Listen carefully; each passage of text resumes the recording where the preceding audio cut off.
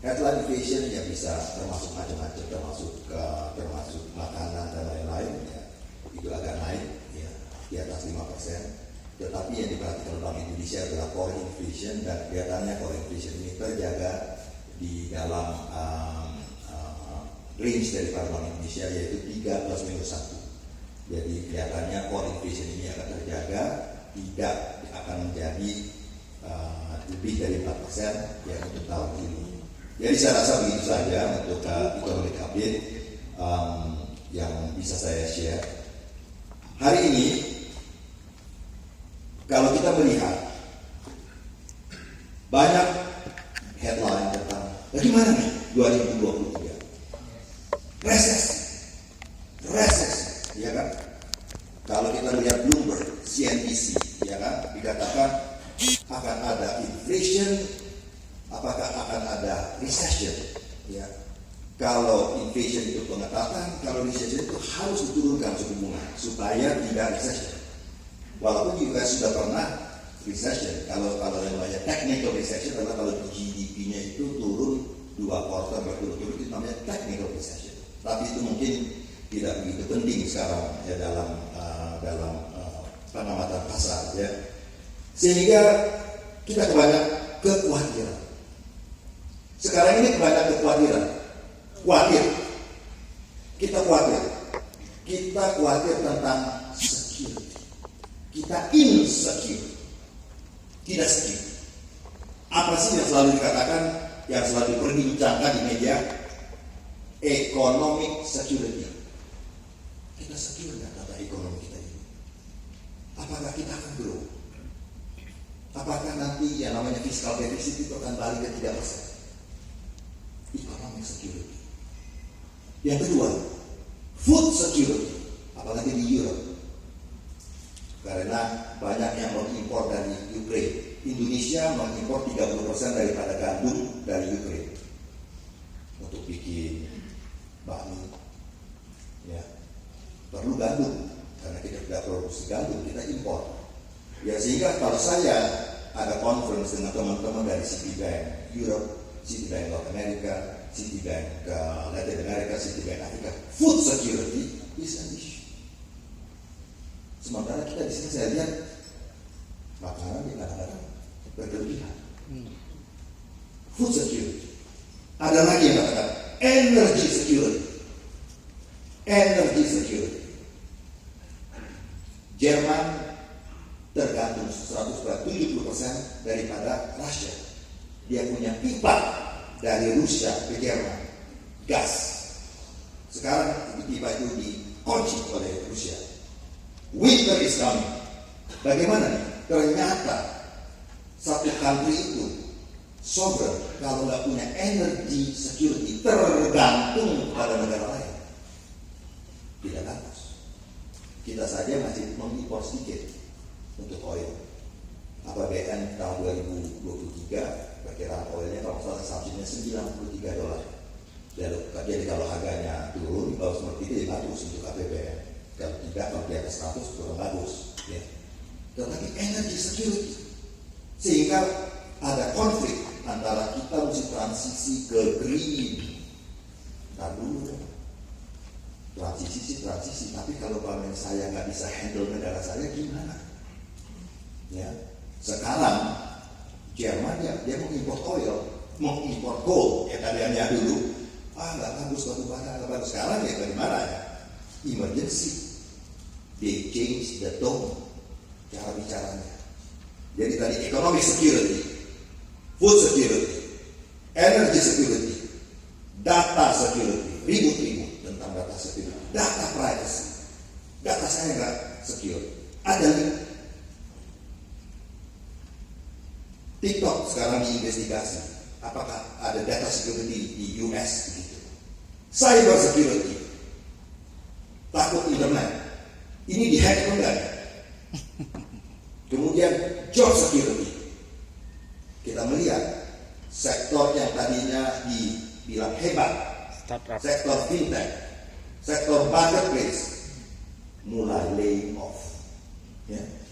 Meta, Facebook laying off, Amazon laying off, Twitter laying off. Shopee laying off 2 tahun yang lalu. Siapa sih yang bisa mengatakan bahwa wah keren, ya, keren kerja di situ. Saya suka tanya, kalau ada beberapa staff itu yang desain dari Citibank, saya bilang, kamu kenapa desainnya? Aduh Pak, saya mau coba di fintech. Loh, fintechnya kan klien kita. Ya di sini aja. Di sini ya 200 fintech itu klien kita semuanya. Mau belajar logistik, mau belajar healthcare, mau belajar macam-macam. Ya di sini kan semua ada. Ya tapi Pak ini, saya nggak ngerti. Tapi sekarang saya baca bahwa banyak layoff. Ya kemarin juga ada pengumuman dari Goto, 1.300. Jadi job security juga, kemudian health security. Health security, bagaimana nih? Ya, kita di G20 dari Pak Budi saat itu juga memberikan pandangan tentang COVID segala macam.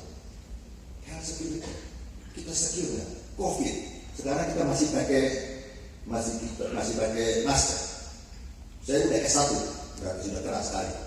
Ada teman yang udah S2 dan S3, udah kena 2 kali dan 3 kali. Iya kan? Health security. Ya. Bapak saya meninggal karena COVID.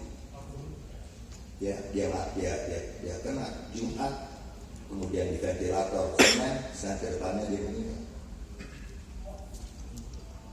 Sehingga buat saya itu sensitif. Ya, health security is real. Ya, banyak orang bilang, aduh saya nggak punya asuransi, macam-macam. Ya. Jadi, economic security, food security, energy security, data security, cyber security, job security, health security, semuanya penting. But the most important thing is eternal security. Are you secure in eternity with the Master?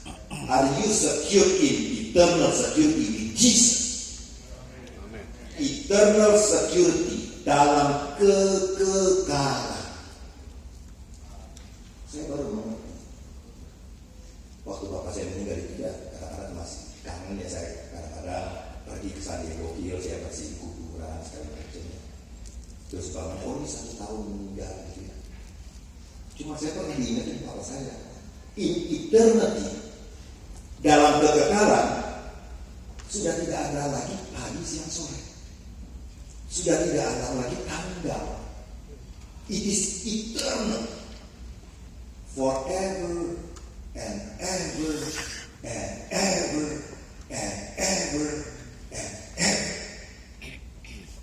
There is only 2 options. Cuma ada 2 opsi. Kita spend eternity with Jesus, atau kita spend eternity di luar Yesus, di tempat yang kita tidak suka.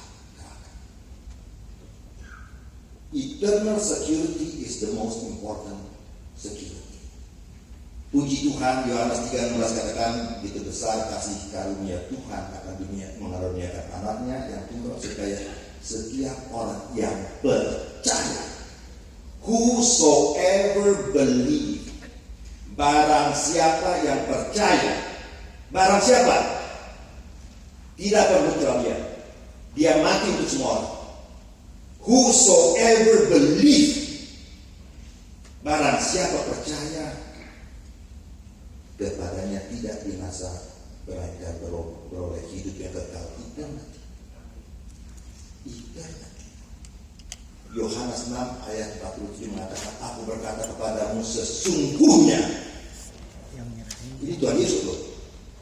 Dalam terjemahan Inggris dikatakan amen, amen. Kalau Tuhan Yesus yang ngomong, di quote langsung, bukan pikirannya Yohanes, bukan pikiran Paulus, tapi kata Yesus, aku berkata kepadamu sesungguhnya barang siapa percaya, ia mempunyai hidup yang kekal. Tuhan Yesus, barang siapa, whosoever believe. Saya ingat satu lagu dikatakan only believe. Only believe, only believe, all things are possible, only believe. Just believe. Yang ada di sebelah kanan Tuhan Yesus sudah tidak seperti baptis. Tuhan Yesus mengatakan, kau percaya? Ya Tuhan, hari ini kau bersama saya di paradiso. Gak sempat pengakuan iman rasuli, gak sempat baptis, gak sempat macam-macam. Only believe. It's so simple. We complicate things. Only believe. Eternal security. Jadi kita melihat, kadang-kadang kita melihat 2023 ini bagaimana? Bagaimana kita umat yang percaya? Tuhan ingatkan, sewaktu Mesir mempunyai 10 tulah, dari tulah nomor 1 sampai 10, umat Tuhan di Goshen tidak terkena. Umat Tuhan di Goshen tidak terkena. Dikatakan Keluaran 8 ayat 22-23. Tetapi pada hari ini aku akan mengecualikan tanah Goshen di mana umatku tinggal, sehingga di sana tidak ada terdapat ikat, supaya engkau mengetahui bahwa aku Tuhan ada di negeri ini. Sebab aku akan mengadakan perbedaan antara umatku dan bangsamu. Besok tanda mujizat ini akan terjadi. Puji Tuhan. Doa kita 2023, kita menjadi Goshen bagi Tuhan Yesus. Tepuk tangan buat kami. Dunia boleh resesi, umat Tuhan selalu resesi. Tepuk tangan buat kami. Tuhan menjadikan Goshen. Apa yang dijadikan Goshen di Mesir akan dijadikan Tuhan di Indonesia. Karena Tuhan mengatakan, aku akan membuat perbedaan. There is a difference antara umat Tuhan yang percaya, only believe. He will protect you. Itu bedanya. Ada perbedaan antara Goshen dan Tuhan Yesus tidak berbuat dahulu, sekarang sampai selama-lamanya. Kalau dia bisa memprotek umat Israel dari 10 tulah Mesir di Goshen, dia juga bisa meluputkan umat Tuhan daripada reses, daripada inflasi, daripada security ini, security itu. Karena dia mengatakan, engkau tinggal di Goshen. Doakan rumah kita menjadi Goshen. Doakan kantor kita menjadi Goshen. Doakan pengusaha kita menjadi Goshen. Doakan supplier kita di Goshen juga. Doakan buyer kita di Goshen juga. Dunia boleh resesi, anak Tuhan akan resesi. Bukan hanya menjadi berkat, tapi kita harus memberkati banyak orang. Tepuk tangan buat ini.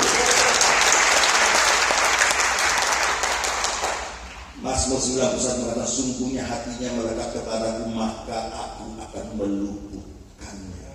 Aku akan membentenginya, sebab ia mengenal nama. Bila ia berseru kepadaku, aku akan menjawab. Aku akan menyertai dia dalam kesesakan. Aku akan meluputkannya dan memuliakannya dengan panjang umur. Akan kukenyangkan dia, dan akan kuperlihatkan kepadanya keselamatan daripada. Kita harus bergosyen. Kita harus bergosyen. Mengatakan, Tuhan, kami, we are in the world, but we are not of the world. Kami tinggal di dunia ini, tapi kami bukan bagian daripada dunia ini. Karena KTP kita ada 2 KTP, kita ada di sini, dan KTP kita ada di surga. Tepuk tangan buat Indonesia. Goshen terhindar dari segala tulah dan malapetaka. Segala malapetaka boleh terjadi di Mesir, tetapi Tuhan meluputkan itu. Kata Goshen adalah drawing near, mendekat. Kita harus mendekat kepada Tuhan. Siapa lagi yang kita mau percaya? Ya, kita baca Quran pusing. Ya, saya aja sekarang cuma nonton ya beberapa. Saya udah nggak sempat lagi untuk baca-baca terlalu detail, paling baca headline-nya. Tetapi kita harus menjadi Goshen. Ya. Jadi untuk hari ini saya bukan hanya memberikan 3 hal. Ya. Apa sih yang kita harus perhatikan untuk 2023? Saya cuma mau sharing 3 simple things. 3 hal yang mungkin ya bisa menjadi berkat untuk hari ini, yaitu our mind, our heart, and our spirit. Pikiran kita, hati kita, dan roh kita. Yang pertama, pikiran kita. Kita untuk masuk ke 2023, kita harus renew our mind. Perbaharuilah cara kita berpikir. Ini paling bahaya. Ini paling bahaya. Karena ini mengontrol banyak. Ini mengontrol ini, mengontrol segala sesuatu. If we don't do the right thinking, firman Tuhan mengatakan di Roma 12 ayat 2 dikatakan, janganlah kamu menjadi serupa dengan dunia ini, tetapi berubahlah oleh pikiranmu, sehingga kamu bisa membedakan mana kehendak Tuhan, apa yang baik, apa yang berkenan, dan apa yang sempurna. Kalau kita perbaharui pikiran kita, renewing of the mind, so that you will know what is the good, perfect, and acceptable will of God. Kehendak Tuhan ada 3, yang good, yang perfect, yang acceptable. Kalau kita perbaharui pikiran kita, kita bisa membedakan kehendak Tuhan yang 3, that good, perfect, and acceptable will of God. Kehendak Tuhan yang baik, yang berkenan, dan yang sempurna. Karena pikiran kita itu mengontrol kita. If we have the wrong thinking, we have the wrong heart, the wrong attitude. If we have the right thinking, we have the right heart, we have the right attitude. Mengontrol pikiran ini paling susah. Dalam 1 menit bisa masuk negatif thinking. Kita rapat, ada yang negatif thinking, langsung negatif thinking. Langsung pesimis, langsung depresi. This is the most dangerous every day. The battle is in the mind. Setan selalu berbicara ke hati. Dia berbicara pada mind, pada pikiran kita. Standar Tuhan adalah dikatakan begini dalam 1 Korintus 2 ayat 16, but we have the mind of Christ. Tetapi kita memiliki pikiran Kristus. That is the gold standard. Bukan pikiran Batara Sianturi, bukan pikirannya Bloomberg, bukan pikirannya CNBC, bukan pikirannya CNN, bukan pikirannya pakar ini. Pikiran daripada Yesus Kristus. Pikiran kita ini harus diperbarui, renew, reset, reboot paradigma kita, mindset kita. Kan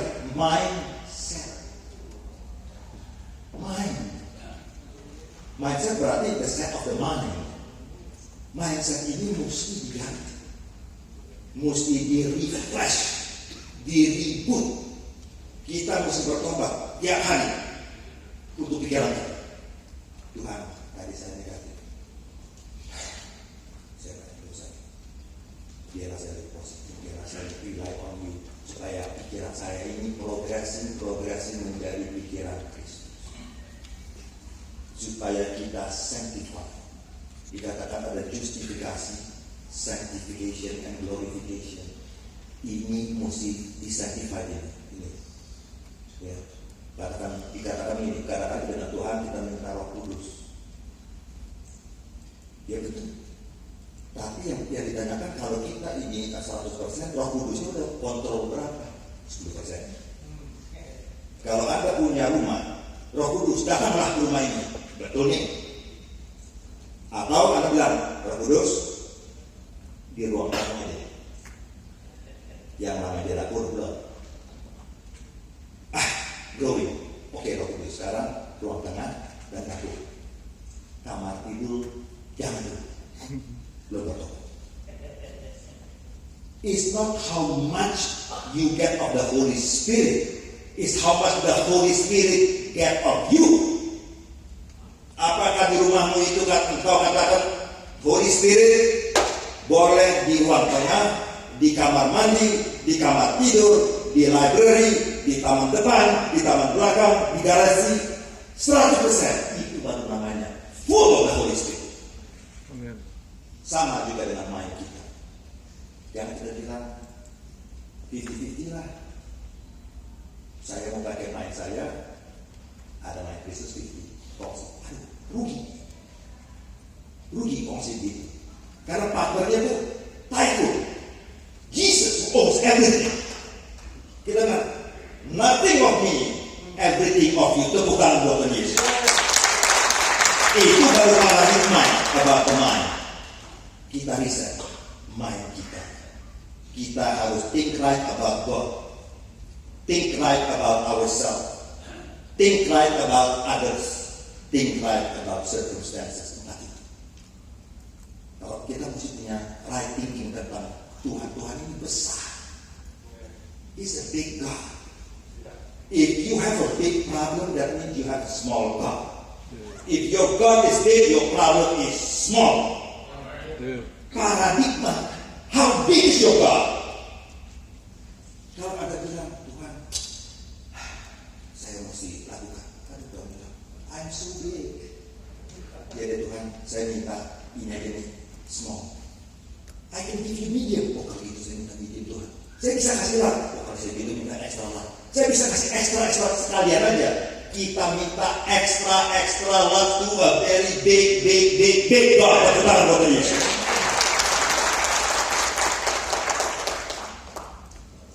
Saya punya ayat yang saya suka dikatakan begini tentang thinking. Filipi 4:8 dikatakan begini. Filipi 4:8 dikatakan begini. Jadi akhirnya, kalau jadi akhirnya berarti penting loh. Jadi akhirnya, biasanya kalau tidak akhirnya saudara-saudara itu penting. Mesti perhatikan. Jadi akhirnya, ya semua yang benar, semua yang mulia, semua yang adil, semua yang suci, semua yang manis, semua yang sedap didengar, semua yang disebut kebajikan dan patut dipuji, pikirkanlah semuanya itu. Jadi nih, otak kita pikirin yang itu aja. Filipi 4:8. Itu aja kita pikirin. Itu khusus untuk mana? Pikirkanlah itu berarti apa? Perintah. Bukan namanya yang himbauan. Nggak dihimbau. Dikatakan pikirkanlah itu. Itu nggak himbau. Diperintahkan. Berarti kalau ayat ini saya bikin negatif ya, itu bukan ayat kita. Tapi semuanya saya negatifkan ini. Saya negatifkan ayat Filipi 4:8 mengatakan begini. Jadi saudara-saudara, semua yang tidak benar, semua yang tidak mulia, semua yang tidak adil, semua yang tidak suci, semua yang tidak manis, semua yang tidak sedap didengar, semua yang tidak disebut kebajikan dan tidak bisa dipuji, janganlah pikirkan itu.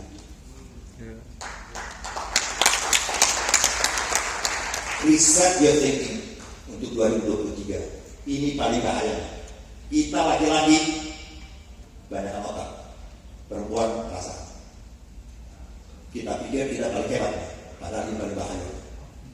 Paling bahaya. Yang kedua, hati. Ada satu buku dikatakan tentang leadership, is about the head, the heart, and the gut. Head, heart, gut. Kalau company ada bilang ini, it is a head leadership atau heart leadership atau both. Ya, ada yang bilang high touch, low touch, ya kan? Jadi hati kita, ya, hati kita yang kedua dikatakan di sini, ya bahwa Amsal 4:23 dikatakan, jagalah hatimu dengan segala kewaspadaan. Hatimu mesti dijaga dengan kewaspadaan. Berarti hati-hati. Namanya juga hati ya. Berarti harus hati. Kan hati. Jagalah hatimu dengan segala kewaspadaan, karena dari situlah terpancar kehidupan. Guard your heart because out of it is the source of life. Matius 12 ayat 34 dikatakan, apa yang diucapkan oleh mulut meluap dari hati. Kita bisa tahu kalau orang ngomongnya kotor, hatinya kotor. Kalau orang ngomongnya haleluya, hatinya haleluya. Out of the abundance of the heart, the mouth speaks. Apa yang meluap dari hati itu akan keluar. Makanya orang kalau udah nyesek gitu ya, lagi patah hati, ya hati. Yang keluar apa? Nanya dia, komplain, atau baru dimarahin bos, hatinya berat. Yang keluar apa? Komplain. Yang sukacita, yang keluar apa? Sukacita. Kita mesti jaga hati kita, ya. Hati kita ini penting. Firman Tuhan tentang penabur dikatakan ada 4 tipe hati. Dikatakan seorang penabur. Ada yang jatuh di pinggiran jalan, hati yang menolak.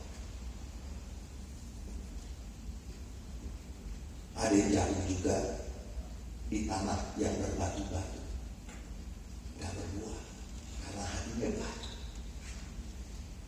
Dengan batu keras, Firaun mengeraskan hati sehingga harus sampai tulah nomor 10. Keras, tanah yang berbatu-batu, sehingga waktu ditabur, waktu kita bilang bro, ayo kita berikan, nah itu apaan, ya kan, bro kita ikut dong full gospel, nah keras. Kemudian dikatakan ada hati semak berduka, senang tetapi datanglah kesusahan hidup. Mulailah pikiran mikir, aku berat, hidup ini susah, ini segala macam. Enggak betul.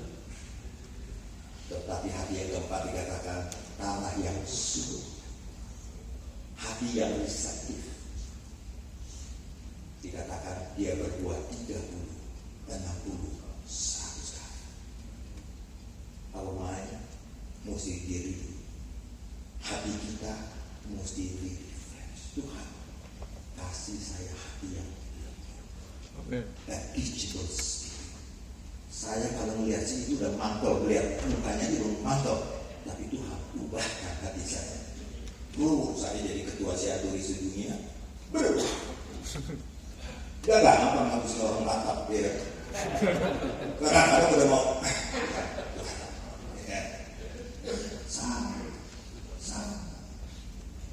sama juga di kantor, ada juga bisnis kantor yang ngeselin, ya kan? Ada yang difficult people.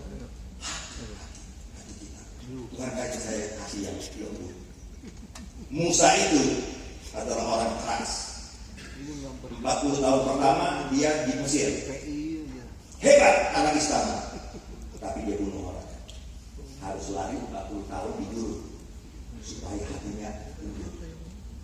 Di situ dia nulis kejadian, keluaran segala macam. Itu yang nulis Musa. Sambil mau tebar 40 tahun baru jadi full gospel man, umur 80. Yes. Meninggal 120. Dan waktu meninggal dikatakan he is the meekest man on the face of the earth. Dia adalah orang yang paling lembut di muka bumi. Nego sama Tuhan. Tuhan janganlah ini blok saya dari buku kehidupan, ya, tapi jangan bahas itu. Bisa nego begitu. Hatinya bisa berubah. Hati anak raja Firaun yang bunuh orang 40 tahun. 40 tahun dia mesti diajar sama Tuhan di padang gurun. Umur 80 tahun dia start sampai 120. Hatinya berubah. Hatinya berubah. Kita mesti berubah. Pertama, renew our mind. Yang kedua, renew our heart. Yang terakhir, renew our spirit. Renew our spirit. Holy Spirit gampang-gampang susah. Kalau kita di gereja tidak ada perdebatan tentang Bapa, tidak ada perdebatan, semuanya ya, Bapa kami yang di surga. Di mana Bapa? Di surga. Bapa kita di surga. Waktu Yesus saja ada di dunia ini, dikatakan ajar kami berdoa. Oke. Doanya begini, Bapa kami yang di surga. Dan Bapa kita itu masih di surga. Bapa Yahweh. Tapi kita bisa panggil dia Allah. Tuhan Yesus saja gitu. Tuhan Yesus saja tahu alamat Bapa kita di surga. Bapa kami yang di surga. Sampai sekarang kita juga begitu. Karena dia masih di sana. Enggak ada perdebatan tentang Bapa. Tentang Yesus juga, semuanya juga.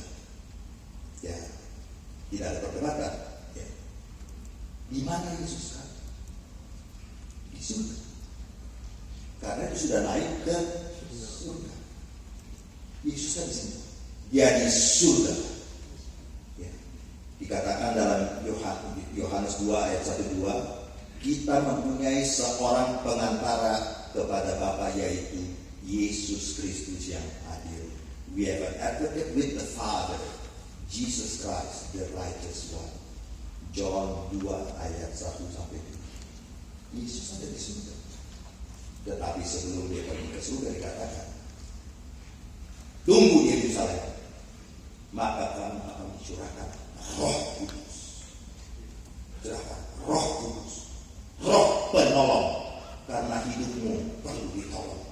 Roh penghibur, karena hidupmu perlu dihibur. Roh Kudus ada di sini.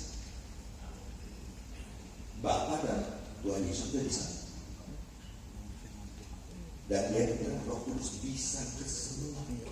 Sehingga kalau Tuhan Yesus waktu dia hidup, dia tidak bisa di banyak tempat at the same time.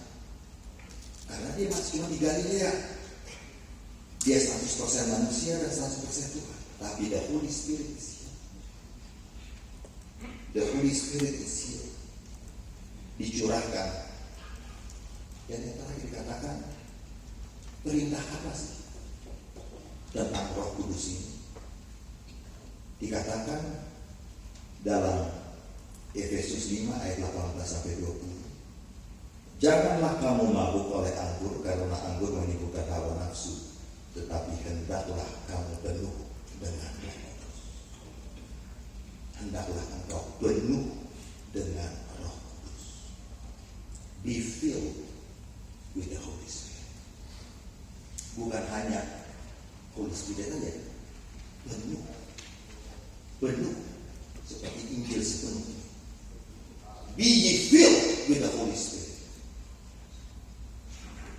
Kalau Anda bisa baca-baca, tapi saya masih punya 10 menit, cuma mau kasih satu ilustrasi yang mungkin gampang. Karena di sini dikatakan, ya, kalau penuh dengan Roh Kudus itu, hendaklah kamu penuh Roh Kudus, berkata-kata seorang kepada yang lain dalam mazmur, kidung puji-pujian, nyanyian rohani, bernyanyi bersorak bagi Tuhan, dan ucapkan syukur senantiasa segala sesuatu dalam nama Tuhan Yesus. Itu semuanya manifestasi dari kepenuhan Roh Kudus. Saya tanya, yang di tangan saya ini namanya handphone.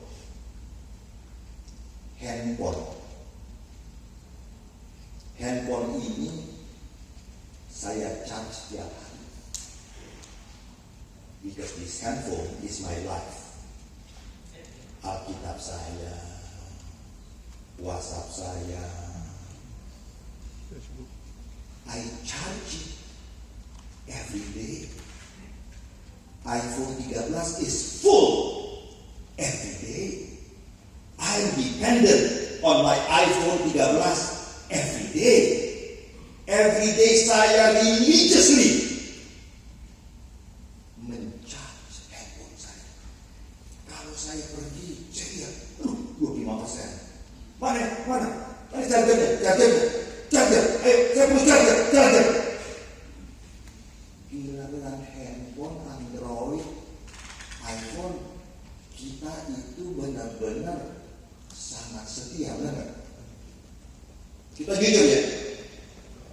kita setia sama mobile phone kita. Setia. Malam-malam actually charger, ya kan? Pagi-pagi belum apa-apa udah pegang. Belum apa-apa kami. Belum apa-apa kami. Tapi kalau belum apa-apa kami setiap hari kan, berilah kami hari ini. Kita setia loh. How about the Holy Spirit? Do you charge every day? Do you make sure, apakah Anda memastikan seperti Anda senang? 100% udah fully charge, boleh dicabut dong namanya chargernya. Ada pegang. Saya ini akan ke Bandung pas setengah itu, charger saya udah ada. Nggak lupa saya sama charger saya. 4,5 jam naik SQ tiap tahun ke New York. Itu chargernya udah ada di situ. Tinggal colok di bisnis kelas. Saya setia dengan handphone saya. Setia. Apakah kita setia dengan Allah? Apakah dua kita penuhi saya Tuhan dengan Allah? Jangan kita bikin kebenaran roh sendiri jadi perdebatan. Oh, itu mesti berpasar roh segala macam manifestasi. Terus ingat handphone aja. Gak usah diperdebatkan. Just remember your handphone. Handphone Anda itu full every day 100%. Gak mungkin Anda lupa. Demikian juga kita. Karena kalau bahasa Inggrisnya bukan you have to be filled with the Holy Spirit, you have continuously be filled continuously. Itu bahasa present continuous. Mesti 100% every day dikatakan berdoalah senantiasa, tidak berkeputusan. Kalau dikatakan berdoa tidak berkeputusan itu cuma bisa kalau kita penuh dengan Roh Kudus. Kita keluar, puji Tuhan. Kita lagi ada ini, kita lagi kerjaan, kita berdoa semua. Because itu adalah manifestasi of the fullness of the Holy Spirit. Kalau Anda tidak ada Holy Spirit, sama aja ini kalau Anda tidak kelemot, nol.